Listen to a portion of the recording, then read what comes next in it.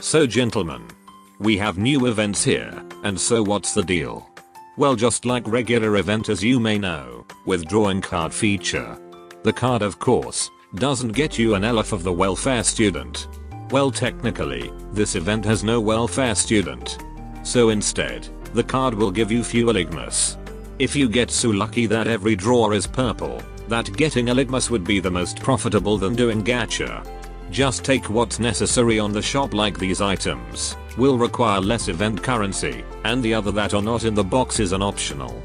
That's it gentlemen, get this event currency as much as you can. And then draw card one by one, like draw one, then refresh, and so forth. Well, you could draw all the card, but it will get increased by 5% per each card have been draw. It's up to you, but the cheapest and efficient method is the one that I mentioned earlier, draw one and then refresh. Anyway, we have new banner into a run banner. Now technically, there's not much reason you should get and build Meru for a single purpose.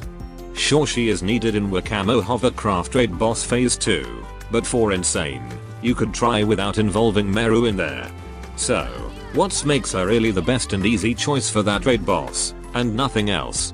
Starting from her X skill, she applied weakest spot debuff. This debuff will deal damage whenever an enemy within this state get hit by her allies. It just like applying additional damage to that target. Of course, the damage type will be same as the applier, or piercing attack type. If you have me, you might familiar with this debuff. The debuff of course has its hit and time limit. If one of those two is reached, then debuff is disappear. It's so basic. This skill is very useful on Wakamo Hovercraft phase 2. In here, you need students that able to score hit as many as possible, and then the boss itself will become vulnerable. You can see the boss debuff is indicated within this icon. For each of this, the boss received 10% more damage and can be stacked with maximum 30 stacked, or equal 300% more damage received. Meru, however, her basic attack doesn't that fast to be contributing that hit just to make this debuff appear on this boss. Instead, her X skill will be the one that are contributing most hit. But that depending on the team setup. If you're bringing students with fast basic attack from one of these student like Meru, Maki, Fina, Utaha, Sayonet, then Meru X skill will be able to scores hit as many as possible, and able to make the boss become vulnerable. That's it, and of course, that's the only things of her X skill are very useful at early of the time. In the future, you could try utilizing her X skill on other piercing raid boss, but that most likely you wouldn't do it. Well, the damage she dealt from the debuff itself seems to be okay, and since this damage is completely flat and zero chance of dealing critical hit, there's no way she will be able to be hyper carry, beside being secondary damage dealer. Of course, her X skill damage dealt can be increased by Kotama or Himari, but that will never gonna happen. So, it's strong niche, as it explain in short words. Her basic skill, she applied burn damage over time. I don't know, mainly not reliable and haven't seen about this skill become useful on just one content.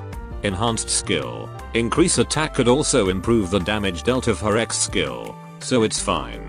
Sub skill, every 3 basic attack she deal double damage. I had no idea how useful this skill are. And that's it, I don't need long explanation here, you pull and build her, just for this boss phase 2. Well, technically, I did run without Meru, but involving so many students with fast basic attack. So, prepare some growth material for them just in case if needed. And having Meru not gonna make things easier. I don't what else I should say to you, she is just that bad, especially below 5 stars, it's very terrible versatility. And then finally we have new 2-star student after 2 years. Momiji, to be simple, she is the Red Winter Sonic Bunker Buster. Because she have the most highest attack stats among all the student that are available in the game. Thanks to that, she able to kill her allies easier and quicker. The more you know. Anyway, having impressive amount of attack is not always a good sign. Take a look at the downside as well. She have the slowest attack speed and just only have single bullet. But what makes her even worse is the stability she got has lower than average. Now, some of you might be thinking, what the heck is this and why would this even exist? To be shorter, stability is the one that is responsible for the damage output. the lower stability, the lower damage they will dealt. That's why when you fought Bina Insane it feel like it become tougher than extreme difficulty, while in fact it's the same. But the stability is decreased by 50%. No wonder why your students dealing less damage. Stability could be an issue here beside terrain suitability. So Momiji, will dealing less damage than what have you been thinking? Which you don't know what you're thinking either. Or perhaps her skills will cover the downside. Well, would you take a look at her X skill damage percentage? It's appear to be lower since the gargantuan amount of attack she have. But in the end, it's just fine damaged out. If you're not satisfied with that, you could wait for 30 seconds for her basic skill to be activated. It also increase attack greatly. To be fair, it's nice self buff.